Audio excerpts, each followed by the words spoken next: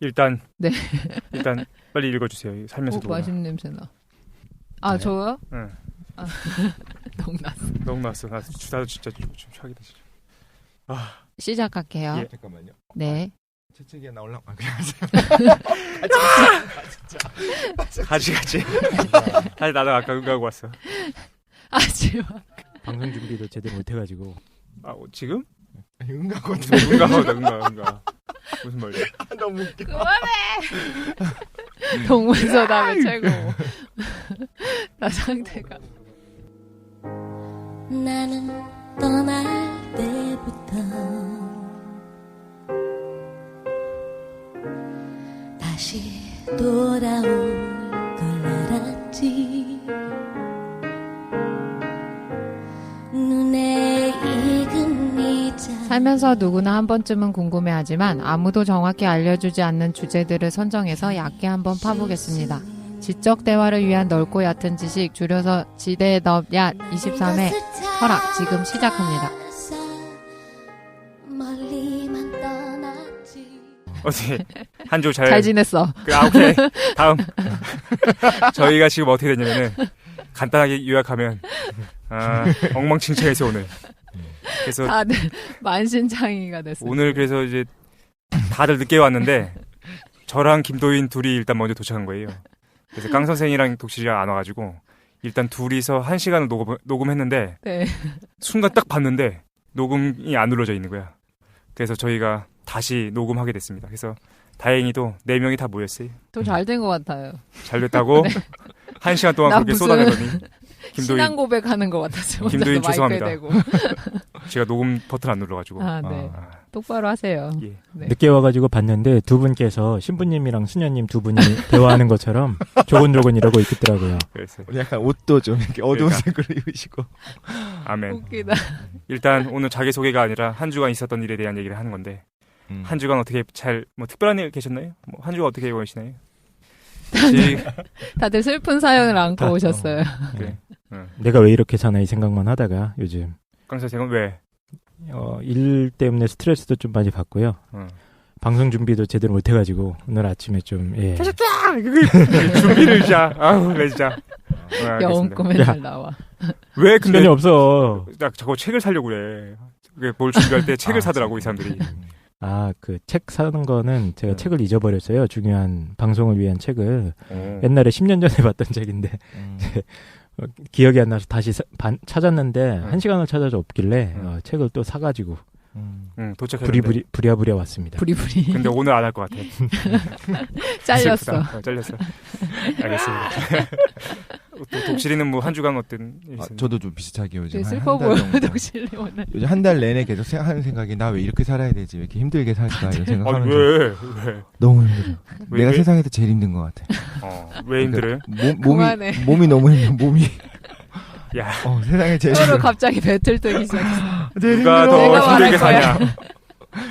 불행해. 막 이렇게. 일하느냐고? 예, 일하느라고. 근데 진짜 어떻게 생각하면 그래도 되게 감사하다. 저희 같은 분, 저희 같이 좀 프리랜서 같은 사람들 일이 있으면 있는 대로 감사하고 없으면 없는 대로 감사하잖아요. 그렇지. 감사한데 막 너무 참 행복합니다. 그러시군요. 일만 하죠. 김도희는 어떻게 지내셨나요? 네, 잘 지냈습니다. 그렇군요. 내가 제일 한가한가 보네 요즘에. 그런가 봐요. 나는 어저께 아까 김도희랑 얘기했었는데 그 삼성 갤럭시 4 나와가지고 듣기 싫어. 갤럭시 4 나왔잖아. 4가 아닌가? 5인가? 노트? 노트 4 나왔는데 몽블랑 에디션이었나요? 막 그렇게 몰라. 멋있게 나왔던 것 같은데. 그건 잘 모르고. 찌수님 그 안경을 얘기하려고 그래요. 그러니까 뒤집어 쓰는 거 왜 오큘러스 리프트 얘기했었잖아요, 제가. 가상현실. 그거를 삼성에서 액세서리로 내놨어. 근데 나 너무 웃긴데 이게 이렇게 착용된다는 거예요? 이렇게 하면은 모르니까. 근데 그게 그러니까 오큘러스 리프트 같은 거야. 그래서 고개를 돌리면은 그 화면이 이게 바뀌고 화소는? 근데 문제는 앞에다가 핸드폰을 꽂아야 돼. 이렇게 꽂는데. 그러니까 핸드폰을 꽂으면 그 핸드폰 화면이 눈에 보이는 거야. 레고처럼. 웃기죠.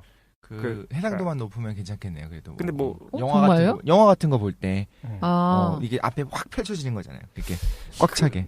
괜찮은 건가? 나는 그거 들으면서 야, 그러면 게임은 어떻게 해? 게임은? 게임은 그 어떤 조이패드나 그런 게 있어야 될 거 아니야. 요즘은 다 아, 그렇게 음성으로. 따로 하잖아요. 또 게임용으로 따로 이렇게 발사. 하는 것도 있다. 그래? 어쨌든 아 좋다 좋다. 아 음성 셋이 능력으로. 마냥. 타케논. 엄청난 거였구나.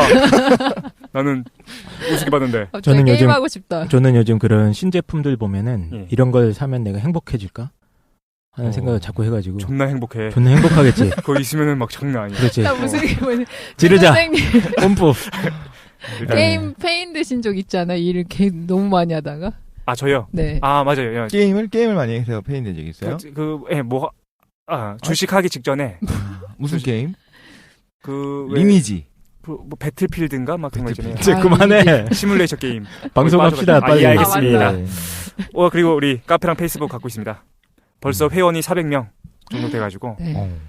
요번 주에 400명을 돌파할 것 같아요. 음. 그리고 팟빵 저희 구독자 수만 4,000명 됐어요. 오. 그러니까 이걸 못 믿겠어. 실감이 안 나요.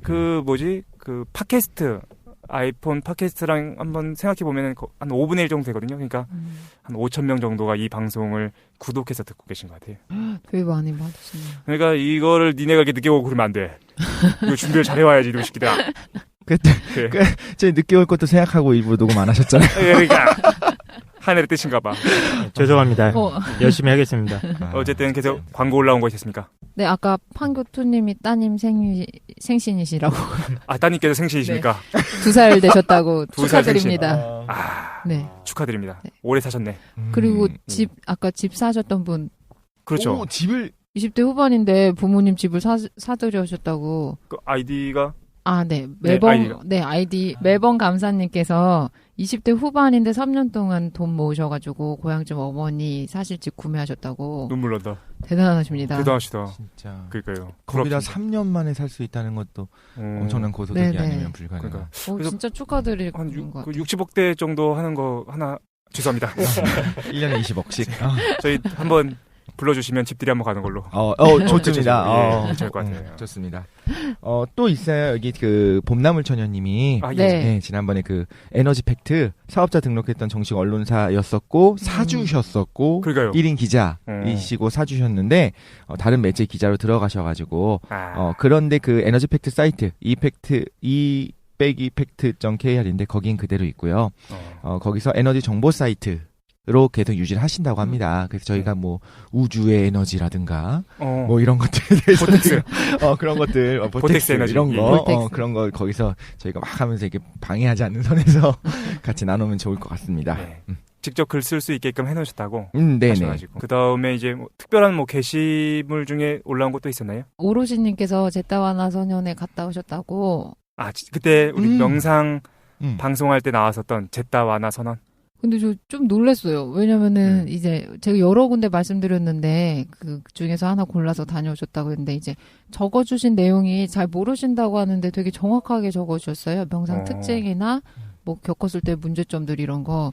그리고 글 너무 잘 쓰셔. 그러니까요. 귀족이 물어본 거 뭐 빵 터졌어. 네네. 근데 김도희는 실제로는 안 가보셨다면서요? 제따와나 소년에는 가본 적이 없어요. 그 위치가 제가 사는 곳에서 가기가 어려워가지고 그래요? 네. 위치가 어딘데 거기? 방배동 쪽에 있어요. 근처에 있네? 계룡산에 있는 게 아니군요. 네네. 그래 나도 계룡산에 있는 줄 제따와나 알고. 소년 굉장히 그런 줄 알았어요. 좋은 동네에 있어요. 그렇군요. 방배동이면 강남권이네. 네네. 그렇죠. 알겠습니다. 커미션은 입금됐나요? 갔어요 한 명.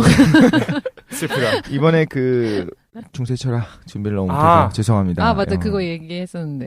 중세철학에서 이제 아까 김도희께서도 지적해 주셨는데 보편이라는 개념 정리가 제대로 안 돼 있어가지고. 네네. 네. 저희가 바로 얘기부터 들어가서 철학 논쟁적인 거에 그렇죠. 서로 개념을 이제 정확하게 합의하지 않고 들어간 상태여서 그 개념이 조금 다 다르게 사용되면서 혼선이 있었던 것 같아요. 그렇죠. 네, 근데 그렇긴 한데 그런 면도 없지 않아 있는데 원래 중세철학에서의 보편 개념 자체가 여러 개예요. 그지? 맞아요. 막 헷갈리게 나와요. 그러니까 수학적 보편, 신에 대한 보편, 가치적이거나 언어적. 그러니까 실제로 보편 논쟁에서 진행됐을 때 그 사람들도 보편이라는 용어를 제대로 정의 안 했던 것 같아. 중구당방으로 그러니까 정의를 안 저희가 한다기보다는 각자 생각의 체계 속에서 의미가 맞아요. 조금씩 달라요. 그렇구만. 보편자라는 그게 있다고 하는데 있다고 하는 사람들조차도 그 의미가 어디에 있는 다르고. 거냐, 그 성격이 뭐냐가 다 그 정확하게 정의가 안 되기 때문에 그렇지. 예, 그걸 또 저희가 제대로 공부도 안 하고 공부했는데 죄송합니다. 예, 예, 어쨌든 조금 미흡한 면이 있었던 건 맞는 것 같아요. 오케이. 예. 그래서 오늘 오늘 뭐 할 차례냐면은 키에르케고르랑 소크라테스를 오늘 진행해야 되는데 네. 일단 할 수 있는 데까지 일단 하도록 하고 네. 키에르케고르 얘기부터 좀 먼저 간단하게 한번 들어보도록 하겠습니다. 키에르케고르를 처음에 왜 하려고 시작했었냐면은 키에르케고르가 일단 좋아.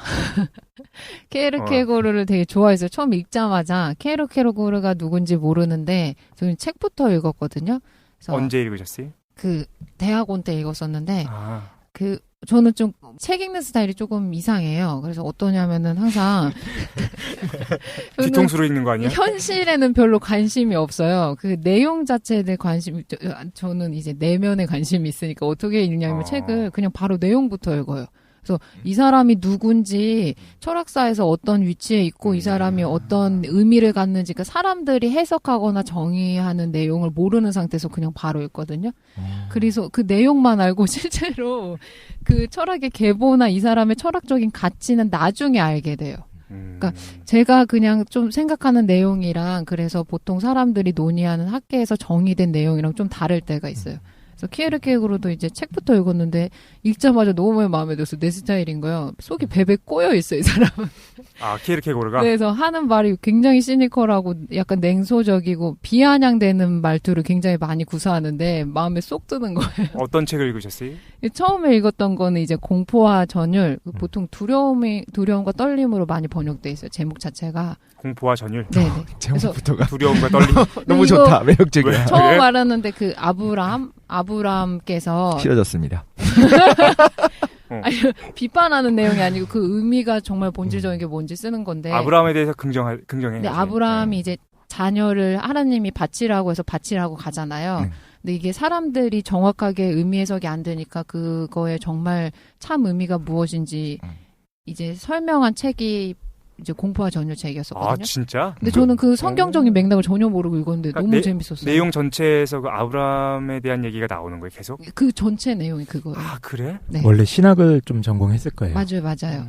네. 좀 소개 좀 해주세요. 근데 키에르케고르. 어느 나라 사람이에요? 이름이 왜 이렇게 멋있어? 네. 키에르케고르가 한국 덴마크 사람이야. 한국 사람이야? 어. 아니잖아. 키시야, 키시. 에르케고르. 예. 키에르케고르 덴마크 사람인데 1813년에 1813년에 출생하고 되게 일찍 죽어요. 한 40년 정도 살고 이제 죽게 되는데 이때 당시에 덴마크에 이제 개신교가 굉장히 강렬한 때여가지고 아버지도 굉장히 독실한 개신교 신자예요. 어렸을 때부터 그 가정교육 굉장히 그 독실한 그냥 개신교 집안에서 계속 교육받으면서 자라고 실제로 키에르케고르가 신학대학에 가서 신학자로서 가려고 꿈을 꾸고 이제 성장하게 돼요. 근데 이제 아버지의 영향을 빼놓을 수가 없는데 키에르케고르가 아버지가 자수성가한 사람인데 독실한 개신교 신자이기 때문에 이제 자기 인생에 대해서 두 가지 굉장한 죄악을 가져요. 죄책감을 갖고 살거든요. 첫 번째가 이제 자기 결혼 생활인데 그 당시에 개신교 지금도 그런가요? 재혼이 금지돼 있었어요. 지금 그 개신교에서는 당시에는? 그러진 않죠. 이혼이 금지돼 있는 것 같아요. 오히려. 지금요? 아니 금지는 아니고 그러니까 그다지 좋게 보지 않는 부정적으로 게 있었던 것 평가되는? 같아. 아, 지금도 개신교에서? 그다지 그다지. 네. 왜냐하면 이게 어. 기본적으로 그 결혼 자체를 응. 성경에서 그러니까 하나님이 맺어주신 거기 때문에 맞아요. 항상 이렇게 기독교 그 결혼식을 가면 하나님이 맺은 한 쌍이기 때문에 사람이 나누지 못한다 이런 얘기들이 나오거든요. 아, 그래요? 그래서 그 재혼이 금지된 상태인데 그러니까 굉장히 엄숙한 그 시대적인 상황인데 키에르케고르 아버지가 이제 재혼을 하는데 누구랑 하냐면 하녀랑 해요. 키에르케고르 엄마가 하녀인 거예요. 그리고 이제 정상적인 결혼을 하고 자녀를 출생한 게 아니고 이제 애부터 갖고 그 문제가 되니까 이제 결혼을 해서 출산하게 되거든요. 아 본인의 하녀. 네, 본인의 하녀. 하녀랑. 그렇지. 네네. 그러니까 이게 평생 자기 마음에 남은 거예요. 독실한 신자로서의 뭔가 씻을 수 없는 치명적인 그 죄책감으로 남았어요. 아버지가. 그리고 두 번째, 이거는 저는 종교를 갖지 않아서 별로 그렇게 지금 저희가 이게 뭐야라고 생각할 수 있는데 아버지가 이제 자수성가했기 때문에 어린 시절 굉장히 불우하게 보냈는데 너무 궁핍하게 보내니까 그 와중에 신을 저주해요. 자기의 아버지가? 궁핍한 환경 때문에. 네. 근데 이게 두 번째로 자기 마음에 굉장히 큰 죄책감으로 남거든요. 한 번 그렇게 했던 게. 네, 근데 이제 전 종교를 믿지 않아서 왜냐면 원망하거나 이런 거는 할 수 있잖아요. 근데 이거 자체도 아예 이제 엄격시 되던 시대적인 환경이니까 두 가지 때문에 아버지가 평생에 걸쳐서 이거를 씻어내려고 이렇게 자기의 독실한 신앙으로 그리고 그거를 당연히 자녀들한테 이제 강제하는 건 아니지만 가정 분위기가 그 신앙심을 굉장히 강조하는 분위기에서 케르케고르가 성장하게 돼. 그 아버지 성향 자체가 우울증이어서 실제로 우울증이 케르케고르 집안의 병력이었다고 하는데 케르케고르가 아버지가 굉장히 독실한 신학을 가지고 있는 데다가 우울증 성향이니까 굉장히 엄격하면서도 막 불안감이 내재되어 있는 집안에서 자랐을 거 아니에요. 독실이도 좀 우울증이 있는 거 아니야? 요즘? 조증이 있지. 조울증이. 조증이. 그러니까 그렇진 않고요. 네. 근데 지금 얘기 들었을 때 되게 엄격한 청교도. 네, 맞아요. 예, 그죠. 그 당시 또 미국에서도 좀 그랬었잖아요. 네. 옷도 이렇게 입어야 되고 항상 자세도 이렇게 해야 되고 그런 맞아요. 그런 게. 잠깐만. 그럼 요즘 유행하는 그 옷이 그거 아닌가? 어떤? 왜 검정색 머리 챙 입고 죄송합니다. 무슨 뭐야? 이태원 스타일이야? 아니 요즘? 왜 요즘에 뭘 봤어? 요즘에 유행하는 옷 중에 왜 검은색으로 해가지고 예전에 그 유럽의 청교도들이 이렇게 금욕적인 생활하는 사람들이 입었던 옷이 요즘 잠깐 유행했어요. 짧은 치마, 그래? 짧은 바지. 유행에 대해서 모르는 사람들. 나의 유행은 꺼져. 알겠습니다. 바빠 지금. 알지. 그래가지고 두 가지 했는데 이제 아버지가 실제 어떤 생각하냐면 자기 자녀들이 자기 죄 때문에 다 일찍 죽을 거라고 생각해요. 근데 실제로 7명의 자녀 중에 5명이 어렸을 때 바로 다 죽어요. 네, 그래서 키에르케고르는 자기 형만 살아남게 되거든요. 네, 그러니까 키에르케고르 굉장히 뭐 정서적으로 불안할 수밖에 없었던 환경이라는 걸 생각해 볼 수 있을 것 같아요.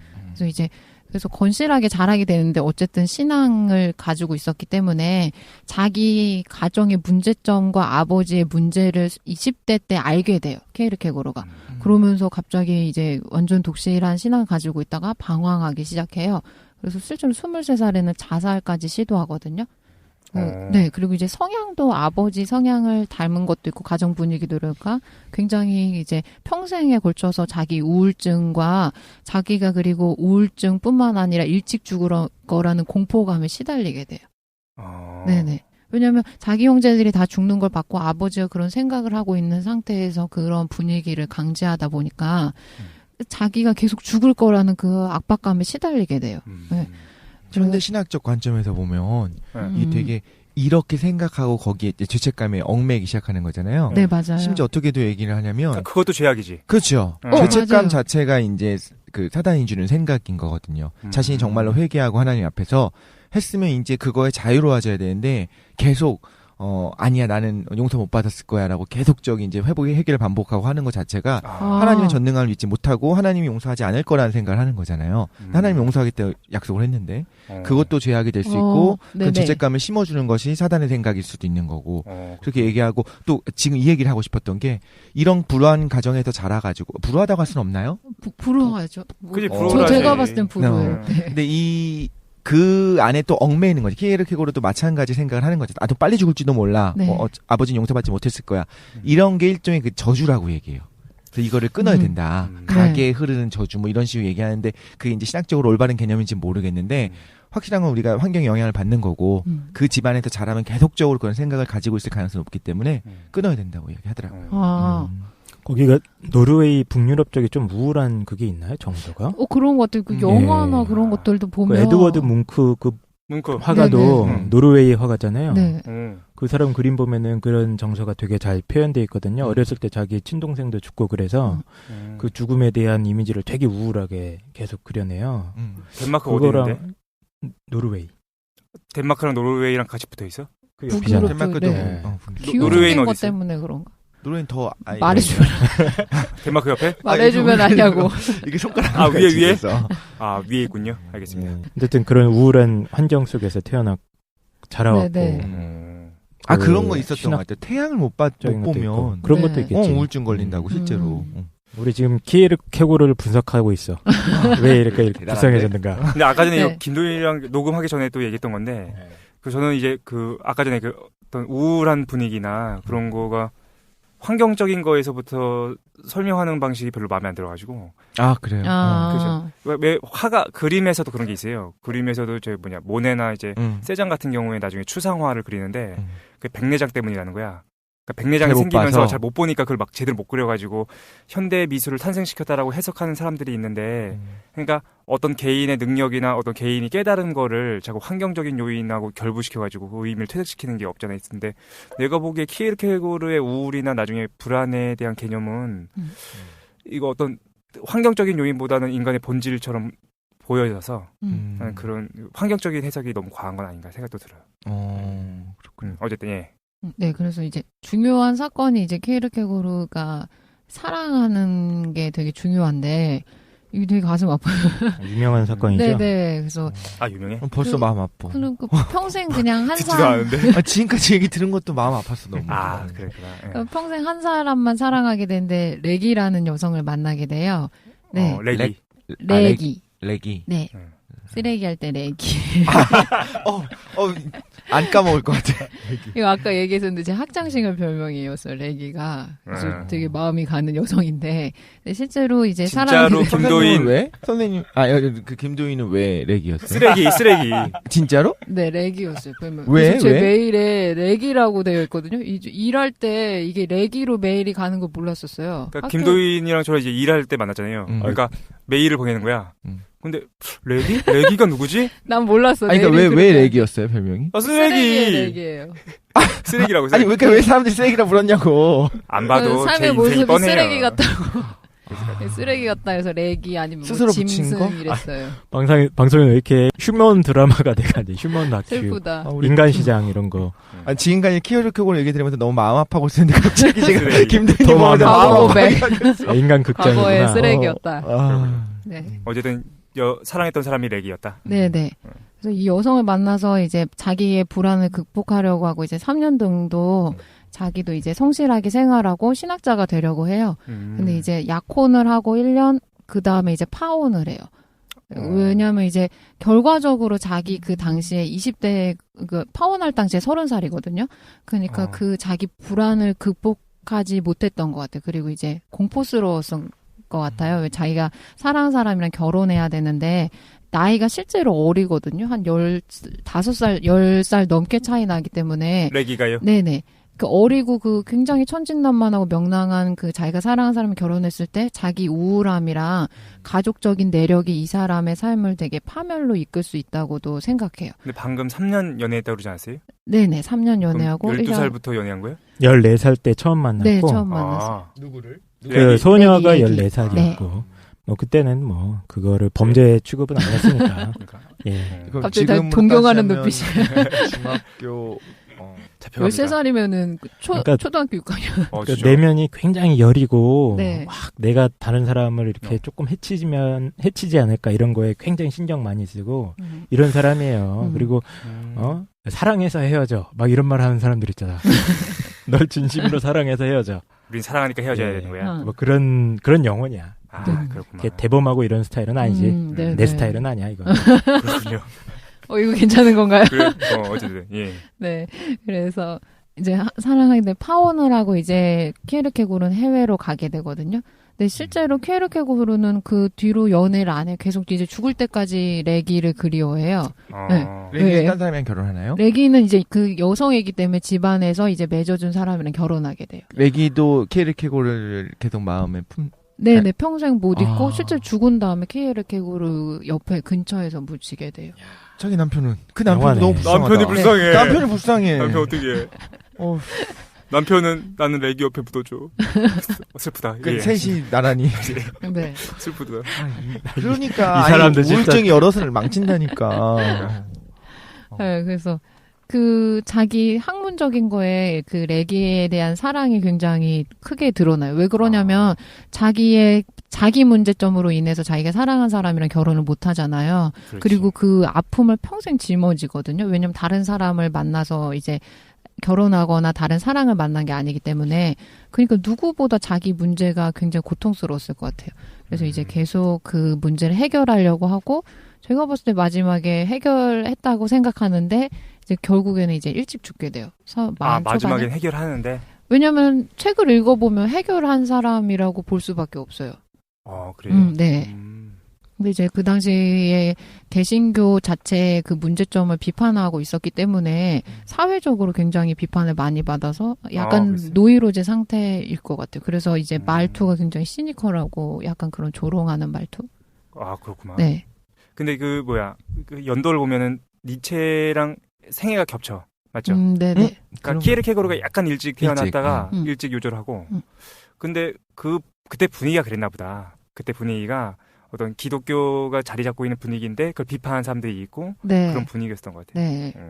뭐 그때 오히려 더 그 종교개혁 직후보다 더 뭐 경건한 삶, 뭐 금욕적인 삶 이걸 되게 강조했나 봐요.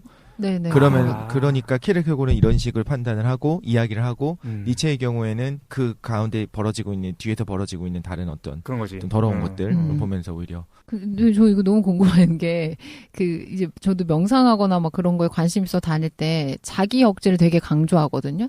근데 이제 삶에서 자기 억제를 자꾸 하려고 하면 막 돈이나 금전적인 것도 되게 나쁘게 생각하고 자기 삶에서 일단 억제를 자꾸 하는 거예요. 근데 자기 절제를 계속 하다 보면은 자기를 계속 제어하고 있는 상태이기 때문에 남을 볼 때도 굉장히 비판적으로인 시각으로 보게 되거든요. 그래서 맞아. 날이 되게 서 있어요, 항상. 맞아. 그리고 남을 볼 때 항상 비판을 해요. 평가해. 쟤는 뭐 너무 물질적인 거에 추구돼 있고 막 그러니까 가치 판단을 계속 하는 거예요. 그럼 어떻게 되냐면 나중에 굉장히 사람이 시니컬해져요. 와, 내 얘기 듣는 것 같아요. 근데 맞아, 되게 동감할 수 있는 게 어떤 종교나 도덕적으로 굉장히 막 절대적인 사람들 있잖아요. 금욕적이구나.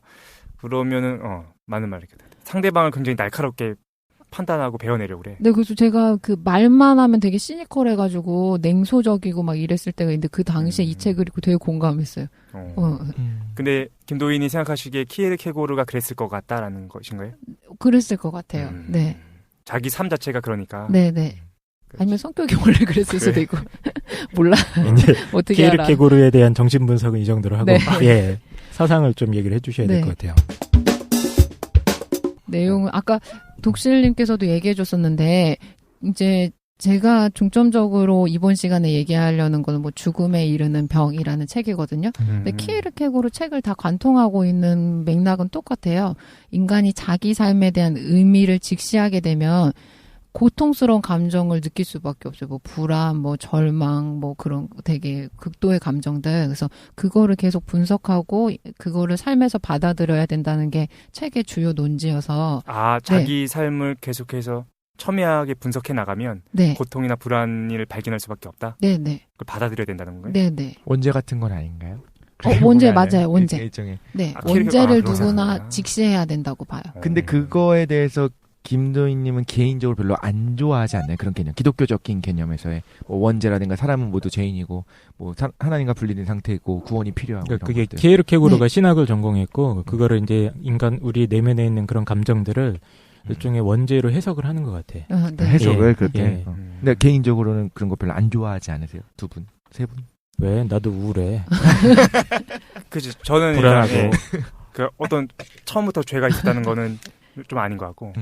근데 그거는 동의해요. 뭐냐면은 그러니까 키에르케고르가 실존주의의 시작이잖아요. 네. 실존주의 전체를 관통하고 있는 그 불안 개념은 맞는 것 같아. 그러니까 인간의 본질을 파고들면 불안밖에 안 남는 건데 기독교적으로 원죄랑 연결시킬 수도 있겠지. 그러니까 그 불안이라는 게 이게 뭐 내일 내 통장에 돈이 입금이 될까 안 될까 이거 가지고 불안해하는 게 그거 아니고 아니었어? 일종의 그 뭐라고 할까 인간의 어떤 본질적인 상태를 불안이라는 개념으로 표현하는 것 같아요. 이 사람들은. 네. 뭐 그 내 삶의 목표라든가 내 삶의 이유, 근거 이런 것들이 명확하게 규정이 안 돼 있기 때문에 계속 고민하고 우리 어저께도 독실이도 계속 그런 생각했다면 내가 왜 이렇게 살아야 되나? 네, 그런 거. 예, 그런 생각을 하는 그 상태를 갖다가 불안이라는 개념으로 표현을 하는 것 같아요. 실존주의 철학자들은. 근데 그게 잘못된 것이 아니라 그게 원래 네가 그런 거다라는 거겠지. 본질에 깔려 있는. 그러면은 좀 확장하면 뭐 박테리아 말고 같은 포유를 생각하면 깜짝 놀랐어. 그런 동물들은 안 불안해 할까요? 생각해보면 다 또 불안할 것 같은데. 동물들? 고양이는 안 불안해하는 것 같아. 내가 볼 때 고양이는 안 불안해. 걔네들은. 그 불안이 예를 들어 뭐 생존의 위기가 됐을 때 불안감 아니면 그냥 인간이 느끼는 정신적인 불안감이요? 그러니까 불안 개념을 그러니까 용어가 섞여 있어. 섞여 있어. 네네. 그러니까 막 그러니까 불안이랑 공포를 나중에 구분하잖아요. 네. 실존주의에서. 그러니까 공포는 대상이 있을 때 느껴지는 감정이고 불안은 대상이 없을 때 느껴지는 감정으로 구분하게 되거든요. 그 불안의 원인이 삶의 목적을 몰라서 나타나는 거 아니면 어떻게 살아야 될지 몰라서 먹고 살기 힘들어서 말하자면 그거예요? 그러니까 이제 전자가 되겠죠. 먹고 예. 살기 힘들어서라고 한다면 그 경제라는 대상이 있기 때문에 그건 공포일 그 거고. 막연한 불안. 그렇지. 막연한 내가 불안. 행복해도 불안하고 불행해도 불안한 거야. 그게 기저에 깔려 있다고요? 그게 어느 정도 인지적인 작용도 필요한 것 같아요. 그걸 알아채려면 네. 사람이 그러네. 그걸 모르고 사는 사람들이 많지. 난 그냥 행복하고 통장에 돈 꼬박꼬박 꽂히니까 내일 뭐 먹지? 이렇게 하는 분들도 많겠지만 원래 예. 낙천적인 사람도 있죠. 예. 그러나 그런 것들은 비본질적인 거라고 보는 것 같아요. 예. 근데 낙천이라는 것도 불안의 반사작용 아닐까? 그럴 수도 있지. 그치? 예, 그렇게 해석을 하지 오히려. 맞아요. 예. 그러면은 아예 좀 천진난만한 애들이라든가 혹은 뭐 약간 그 발달이 장애가 있다든가 해갖고 이제 그죠. 그런 걸 잘 모르는 경우에는 오히려 이런 인간의 기저에 깔려 있는 불안을 모를 수 있는 거네요. 그런데 그것도 아닐 것 같아요. 왜 장애가 있는 아이라고 하더라도 엄마한테 급진적으로 매달리잖아. 그것도 어떻게 보면 자기 불안의 표현일 것 같기도 하고. 근데 어쨌든 근데 과하게 해석하는 면이 있는 것 같아. 그러니까 프로이트가 모든 걸 무의식으로 해석하는 것처럼 과하게 해석하는 면이 있는 것 같은데 키에르케고르도 어쨌든 불안 얘기한다는 거죠. 네네. 근데 우리 이미 다 말했어요. 선생님들이 말하는 그 내용에 다 나왔어요. 키에르케고르. 끝났어? 끝. 뭐야 끝났어? 그래서 얘기하려고 하는데 그 절망을 3단계로 분석하거든요. 근데 저희가 지금 말씀해주신 내용에서 다 나왔어요. 그 절망에서 이제 3단계를 거쳐가지고 이제 자기 삶에 대한 의미를 깨닫기 위해서 진짜 실존하기 위해서는 이제 첫 번째 시작이 낙천이에요. 그래서 자기가 진짜 삶의 의미나 본질적인 거에 대해서 깨닫지 못한 사람들은 낙천적인 상태를 유지하는 거예요. 모든 사람이 죽고 실제로 자기의 실존의 의미를 탐구하지 못하는데도 거기서 오는 불안을 인식하지 못하고 자기가 행복하다고만 생각하는 거예요.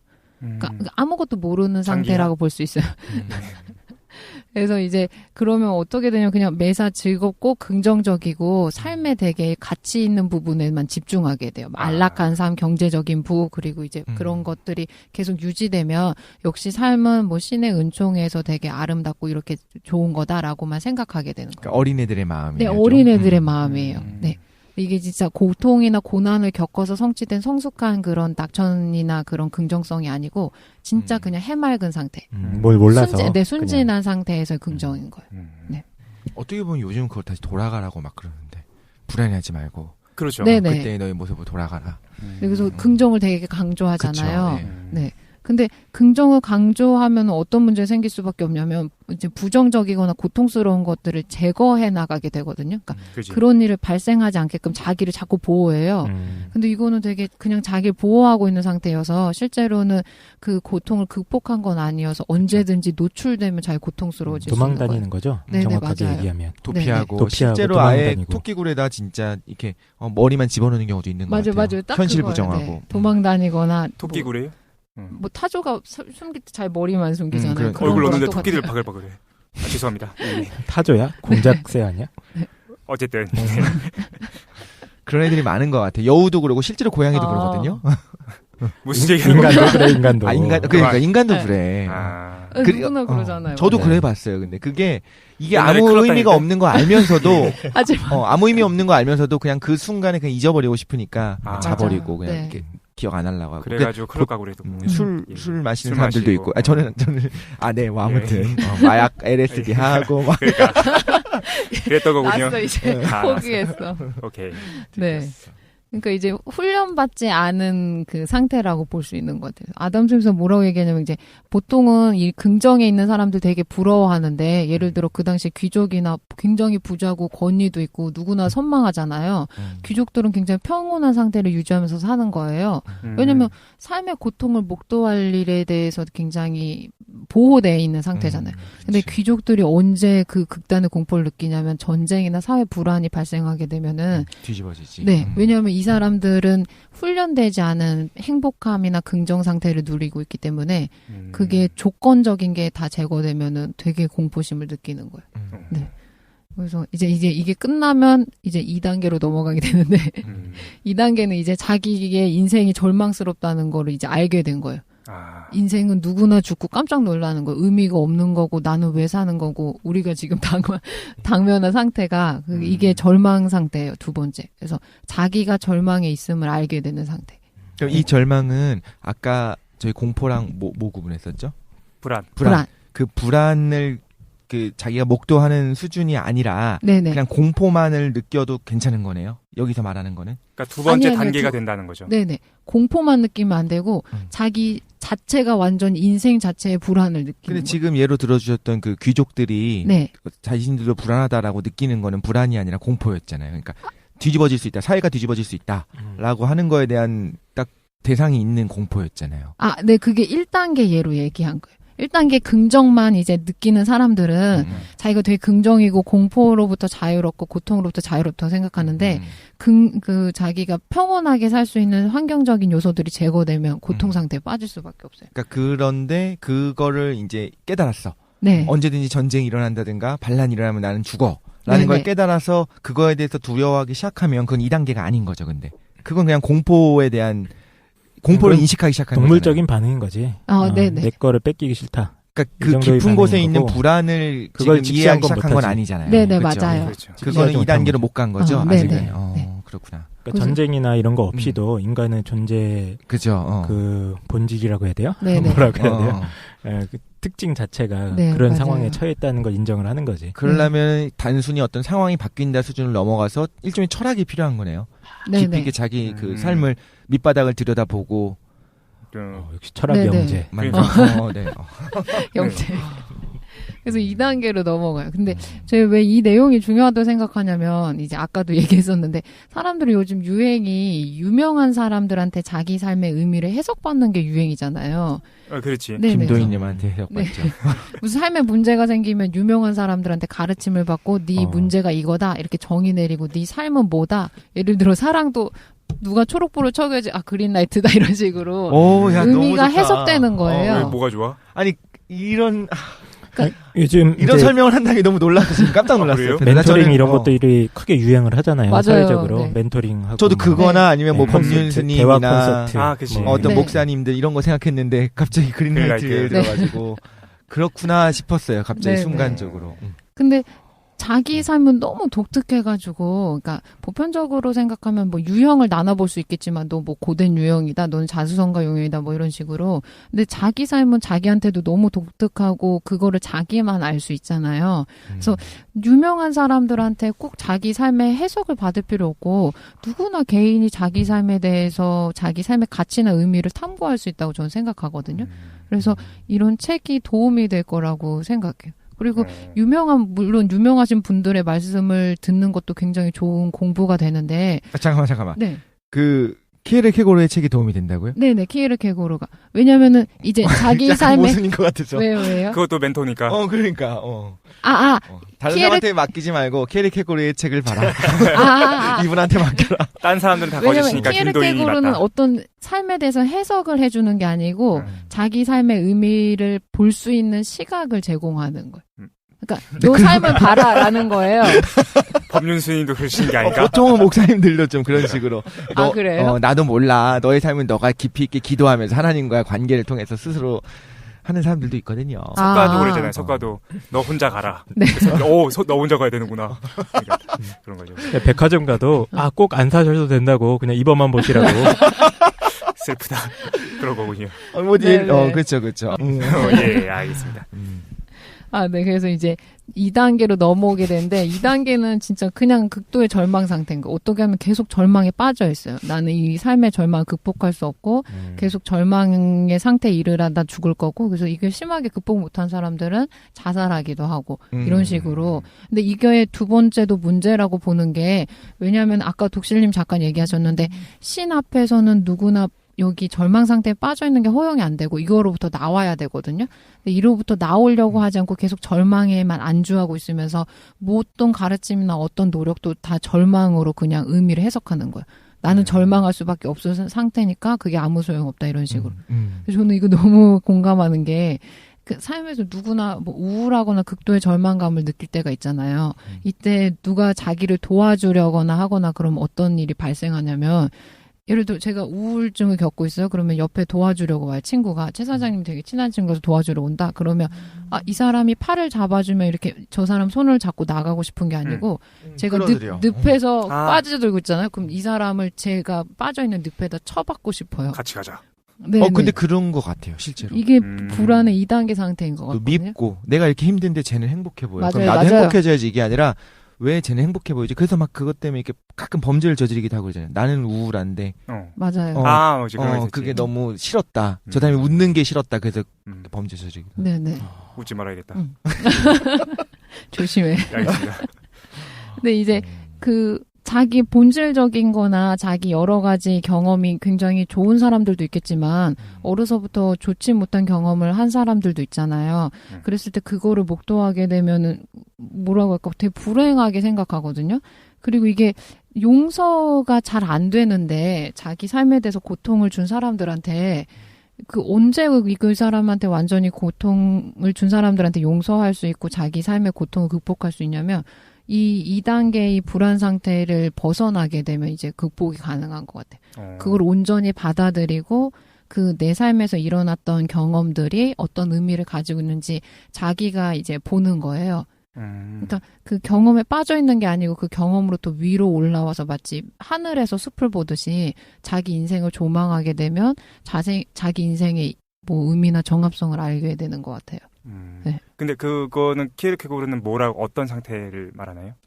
3단계요? 예. 그러니까 2단계 끝나면 이제 3단계는 당연히 신학자이기 때문에 신 앞에서 이제 절망을 얘기해요. 이게 윤리적 절망에서 마지막 단계인데 신 앞에서 온전히 절대자로 자기가 단독자로서 쓰는 거예요. 홀로요.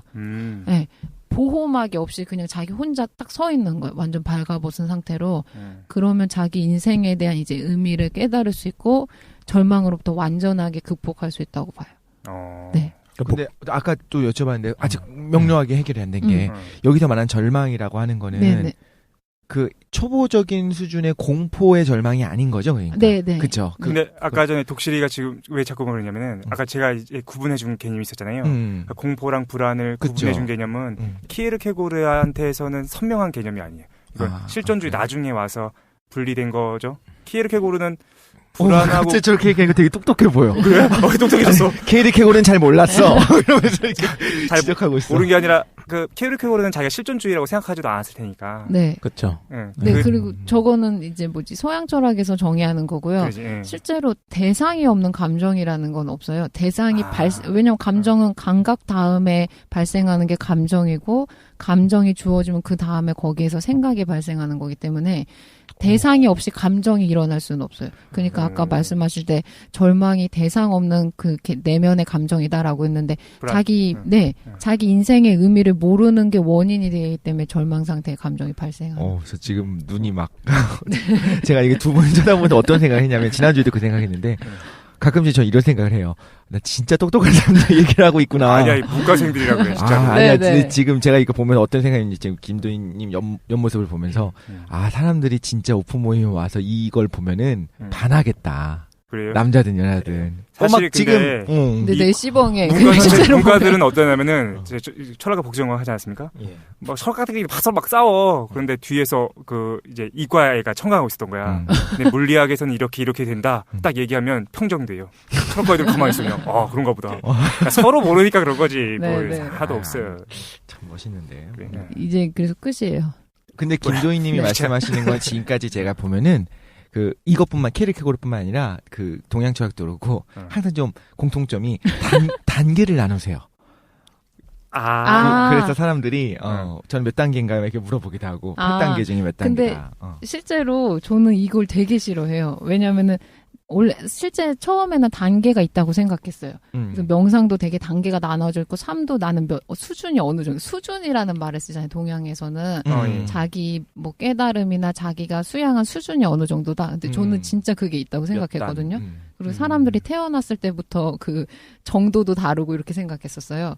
근데 이렇게 살다가 20대 때 진짜 이 사상을 혐오하게 됐어요. 단계. 수준론 단계론을. 근데 제가 이제 설명해드린 거는 왜냐하면 제 생각으로 키에르케고르 100% 해석해서 말할 수가 없으니까 보통 철학에서 그 학문계에서 논의되는 거 이거 절망을 3단계로 나눠서 구별해서 설명해 드린 거고 그게 제가 너무 나눈 게 궁금해서. 아니에요. 아, 네, 이거 제일 궁금한 거는 키에르케고르의 책에 3단계가 딱 명확하게 나왔는지 그게 궁금했어요. 네, 이렇게 구분해요. 첫 번째 아. 단계, 두 번째, 세 번째. 그리고 싫으면서 은근히 단계로 구분된 거에 끌리시는 거 아니에요? 그리고 제가 그 깨달음도 말했던 게 네. 나는 5단계 이렇게 장난식으로 말한 게 그 실제로 그 깨달음의 단계로 규정하거든요. 그 제가 아. 규정한 게 아니에요. 네. 저는 그건 별로 좋아하지 않는데 어쨌든 키에르케고르를 정리하면 난 3단계야. 일단은 인간이 어떤 본질적인 걸로 가야 되는데 네, 네. 첫 번째 단계에서는 행복감을 느끼고 있는 상태에 빠져 있고 두 번째 단계에서는 극도의 절망감을 느끼게 된다라는 네. 거죠. 나도 3단계야. 진짜로. 꺼져 양아치들아. 우리 3단계야. 진짜 3단계인 것 같아. 지난번에 얘기했잖아요. 그냥, 그러니까 어떤 내가 잘못을 저질러서가 아니라, 그냥 내가 정말 죄인이라는 걸 느끼고 막 엄청 그때 그랬었다고. 그거 생각해보니까 그걸 끝낸 다음에. 우리는 5단계 하자, 5단계. 5단계 앞에 합시다. 서게 야, 되고, 나는 5단계 야. 하나님 앞에 서게 되고. 나도 맞아요. 5단 갈래. 근데 안 들어줘 우리. 궁금한 거 이제 이런 걸 이렇게 아까 김도희님이 이런 거 그러니까 자기한테 물어봐도 안 되고 이렇게 멘토한테 물어보지 스스로 해결하라고 했는데 제가 궁금한 거는 3단계가 됐다가도 다시 1단계로 떨어졌다가 막 망각하기도 하고 그러거든요. 그래도 맞아요. 되는 건가요? 이게 수준으로 나눠서 1단계 인생이 있고, 그 다음에 이 사람이 뭐 예를 들어 30대 땐 2단계가 되고 40대 땐 3단계가 되는 게 아니고, 그렇죠. 이게 삶의 매 순간 반복되는 거예요. 맞아. 근데 사람들은 이게 고정된 단계가 나눠져서 나는 지금 2단계지, 나는 3단계지라고 생각하고 있고, 지금 독실님이 질문하신 것처럼 내가 3단계인 줄 알았는데 1단계로 가면 되게 당황하거든요. 왜냐면 추락하는 기분이 들고 그치. 내가 굉장히 다시 죄악에 빠져들고 모자란 사람이 된 것 같은데. 맞아. 원래 당구 300 쳤는데 오늘 쳤는데 30 나왔어.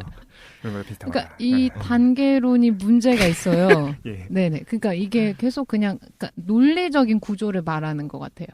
네네. 우리가 생각하는 것처럼 무슨 몇 단, 뭐 띠, 뭐 이런 걸 얘기하는 네네. 게 아니고 그러니까 누적된 포인트를 말하는 게 아니고. 네. 일단 3단계 갔을 때 키에르케고르가 독특한 거는 신 앞에 내가 서는 것. 네. 그게 좀 독특한 것 같아요. 그리고 매 순간 그럼 3단계의 삶을 살기 위해 노력하라는 건가요? 네, 맞아요. 그게. 그 개념이 좀 애매하지 않아요? 저도 키에르케고르 아주 어렴풋이 기억이 나는데 네. 신 앞에 선 단독자. 나는 아. 단계가 너무 낮아서 이해가 안 된다. 그럼 네. 구체적으로 뭘 얘기하는 거지? 난 그러게. 아는데.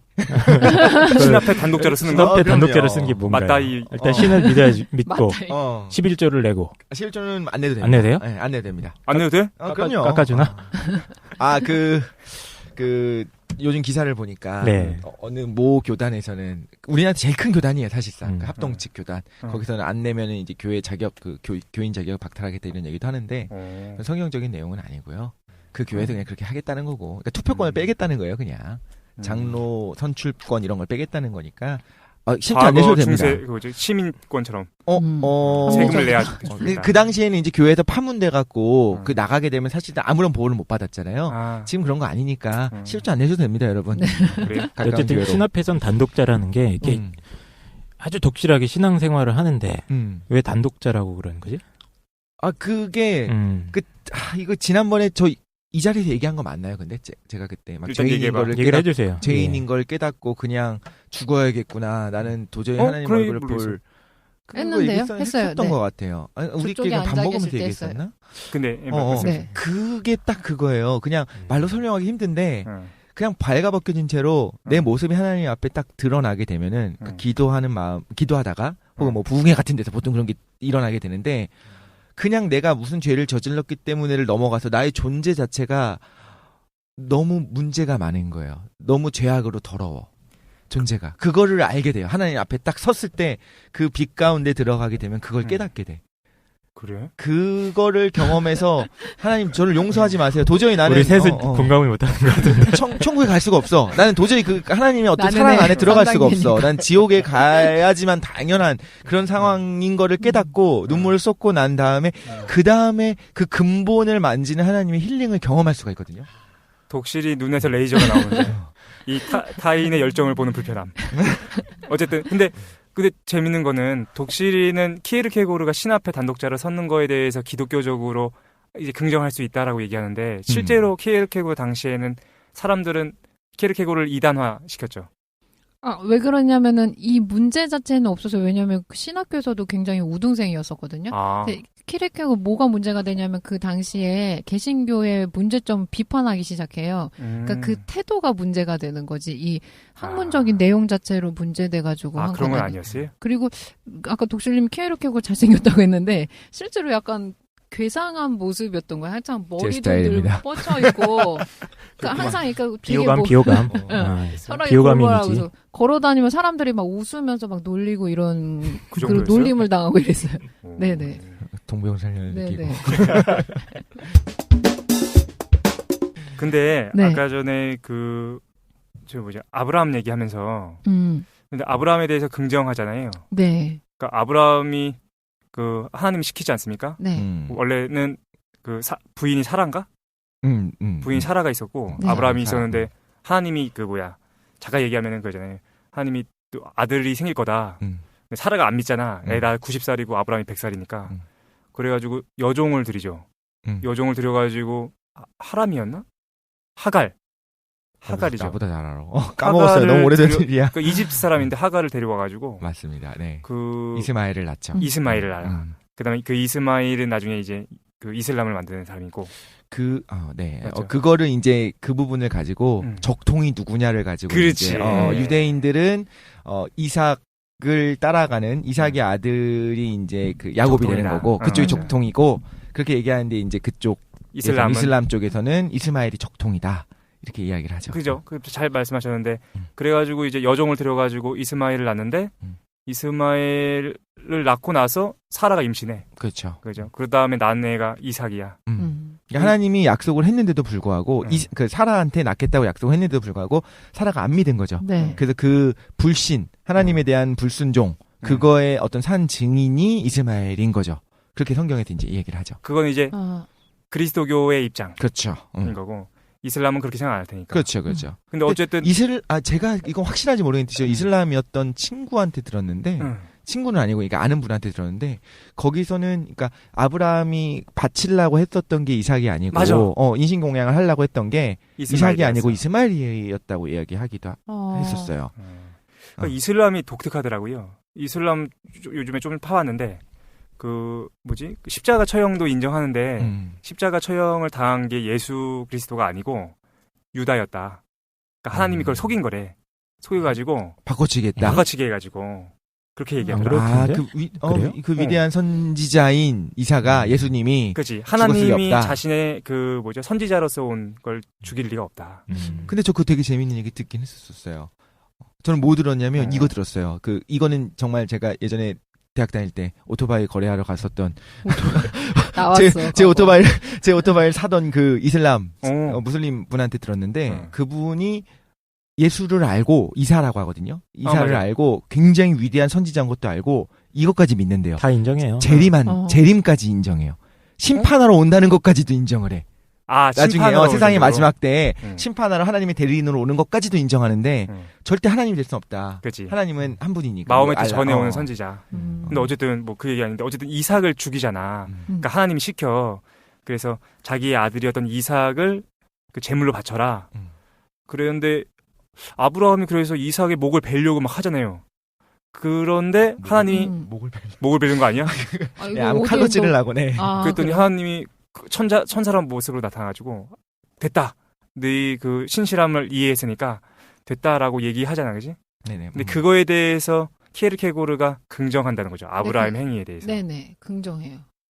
그거를 분석한 적이 공포와 두려움과 떨림이에요. 이게 그렇죠. 그 당시에 어떤 서양 문화권에서는 당연하게 디폴트로 깔려 있으니까 인정하는 거 아니면 진짜 깊이 있게 그걸 역사적 사실로 딱 받아들이면서 하는 거예요? 네, 후자예요. 후자. 네, 근데 저는 이제 성경적인 맥락을 모르고 읽었는데 되게 감동 많이 받았어요. 그러니까 핵심은 그거예요. 신 앞에서 내가 인간이 생각하는 아들을 죽인 건 완전 부도덕한 놈인데. 맞아, 인간이 판단하는 윤리죠. 근데 그 3단계인 거야. 신 앞에서 다 버리고 내놓는 거예요. 1대1로 맞다이 형태. 네, 맞다이. 근데 한편으로는 그 아들이라고 하는 게 독립적 생명체니까 네. 그 당시 물론 중동의 문화권은 그렇지 않았지만 내가 그걸 좌지우지할 수 없었잖아요. 근데 당시에 맞아요. 근데 그거를 공감하세요? 당시에. 나 그걸 토론하고 싶었어. 이거에 대해서. 그러니까 아브라함의 행위가 그러니까 키엘케고르는 그걸 정당하다고 보는 거야. 근데 이게 김도희님은? 정당하냐 하는 거지. 김도희님은 당시의 시대적 상황을 생각하면 어. 이해할 수 있다예요? 아니면 정당하다예요? 저는 뭐라고 할까, 사실로서 아들을 죽이려고 했다라는 것보다 의미로서 해석하는 것 같아요. 그 행동이 가지고 있는 상징적인 거, 그리고 받아들였을 때도 신학적인 뭐 맥락에서 이해했던 게 아니고, 삶에서 누구나 그 순간이 있어야지만 자기 삶에 대해서 의미를 탐구할 수 있다고 생각했거든요. 이삭의 삶이 아니라 아브라함의 심리에 굉장히 그거 하신 거네. 그러니까 집중을 하신 거네요. 네네. 그러니까 그 끝끝내 자기가 놓지 못하는 그런 것들이 있는 것 같아요. 그 자기 절대 포기할 수 없는 거 있잖아요. 자기 삶의 가치나 자기가 절대 뺏기지 않고 쥐려는 것들. 근데 이게 무너지는 순간이 오면 삶이 어떻게 되냐, 완전히 이거를 막 꽉 쥐려고 하거든요. 왜냐면 이걸 놓칠 수 없으니까. 근데 그 상태에서 아브라함은 어떠냐면 자기 자식이니까 당연히 자기 목숨보다 소중해서 꽉 쥐려고 할 텐데, 하나님이 그거를 펼쳐서 내놓으라는 거잖아요. 그치. 근데 인간이 그거를 뭐라 그럴까, 상실할 수밖에 없는 상황에서 그걸 오히려 내놨을 때 자기 의미, 인생을 수용할 수 있게 되는 것 같아요. 그 인생의 정합성이. 어렵다. 네. 근데 그게 사실 교회에서 설교에서는 굉장히 많이 되게 하는 어려운 거예요. 아, 그래요? 신앞에 단독. 그 얘기가 되게 많이 나와요. 네. 그래서 그때 하나님이 다급하게 불러가지고 죽이지 말라고. 네가 나를 사랑하는 거, 경외하는 걸 이제 알았다고. 문제는 죽이려고 칼을 딱 드는 순간. 아브라함의 손이 더 빨랐어. 그러면 존나 후회하는 거지. 아, 근데. 깡 선생은 이거 어떻게 생각하세요? 그러니까 이 김도희는 일단은 동감하는 거야. 키에르케고르나 아브라함의 그 심정에 대해서. 그리고 저는 그게 결정적인 순간이라고 봐요. 그게 있을 때 어떠냐면 자기 삶의 퍼즐이 보이는 것 같아요. 정합성을 깨닫는 순간. 깡 선생은 어떻게 생각하세요? 저는 철학과에서 이제 이 얘기를 듣는데, 철학과에서는 이 신학적인 얘기가 키에르케고르가 많이 깔려 있기 때문에 이거를 뭐 깊이 있게는 잘 안 다루는 것 같아요. 그냥 개인적으로 취미 삼아서 읽고 이러는 경향이 있는데, 일단 키에르케고르의 어떤 학문적인 역사를 좀 짚어보면은 철학 전통 안에서는 아마 처음으로 인간의 불안함, 절망적인 감정, 이런 것들이 이렇게 논의가 아예 안 됐거든요. 아, 철학에서는? 네, 철학의 영역 안에서 그런 것들을 이렇게 공적인 논의의 영역으로 끌고 들어온 사람은 이 사람이 거의 최초인 것 같고, 네. 그 전에는 이제 인간을 다 합리적이고, 그렇지. 용기 맞아. 넘치고, 뭐, 이런 아름다운 존재로만 생각을 해왔는데, 네, 이 이후에 이런 어두운 면들이 부각이 되기 시작하는 거예요. 그리고 키에르케고르는 이런 어두운 면이야말로 인간의 진정한 본질이다. 이걸 얘기하는 것 같아. 그리고 그걸 인정하고 나서 신앞에 단독자를 쓴다. 이거 어떻게 이해돼? 난 이해는 잘 못하겠어요. 아브라함이 그거 어떻게 네. 도덕 괜찮은 것 같아요? 그거는 신이 꼭 없어도 성립 가능한 도덕인 것 같아요. 그거는. 그러니까 실존주의가 나중에는 신을 없애잖아. 아들을 죽이는 게? 음. 꼭 괜찮다? 예. 미쳤구만. 독실이는 당연히 이유가 있겠죠. 자기 나름대로. 그러니까 저도 어떤 윤리나 도덕을 사회적인 규범 차원에서 생각하는 거는 지나치게 한 측면만 바라보는 것 같고. 아들 죽이는데? 예, 아들 죽이는 것도 모르겠습니다. 그거는 각자 받아들일 수 있는 어떤 윤리가 있는 거고, 자기가 승인할 수 있는 윤리 체계가 있다면은 그 안에서 뭐 죽일 수도 있는 거고 그런 거겠죠. 독실이는 당연히 인정하겠죠. 근데 약간 지금 그 둘이 좀 다른 얘기를 하는 것 같아요. 좀 뭔가 같은 얘기를 하는 게 아니라. 왜? 윤리적으로 이게 정당하냐를 얘기하는 거 아니에요? 지금 그렇지. 물어보는 게. 그러니까 윤리적이건 종교적이건 어쨌든 그 상황에 대해서는 궁금한 거야. 근데 종교적인 측면에서는 아브라함의 행위를 이해할 수 있다는 거야. 근데 내가 생각하기에는 이거는 도덕적인 측면에서는 그러니까 하나님이 요구한 게 너무 말도 안 된다. 범죄를 요구했다. 그리고 하나님이 요구하고를 떠나서 아브라함 자체가 아들을 죽인다는 거. 그러니까 그런 요구를 들었으면은 거절해야 마땅했다. 그렇지. 근데 그거를 그러니까 좀 상징적인 의미로 해석을 했을 때는 정말로 누가 뭐래도 제일 싫었을 사람은 그거를 거부하고 싶었던 사람은 아브라함일 거라는 거죠. 그렇지. 그치. 누구보다 더. 근데 그가 선택을 했잖아.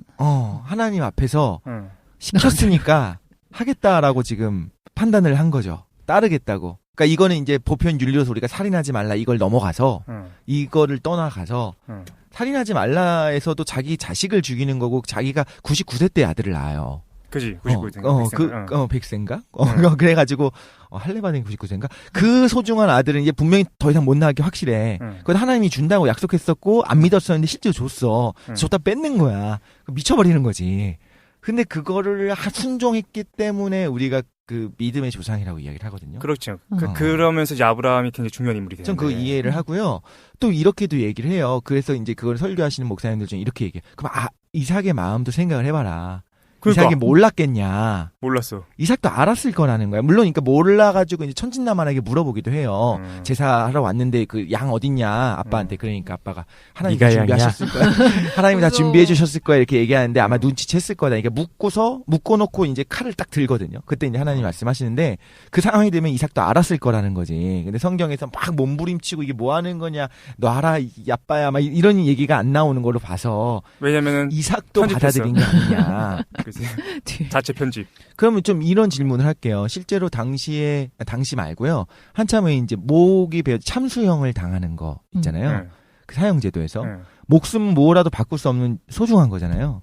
근데 네가 죽지 않으면 너네 가족을 다 죽이겠다 이런 협박을 받은 게 아니야.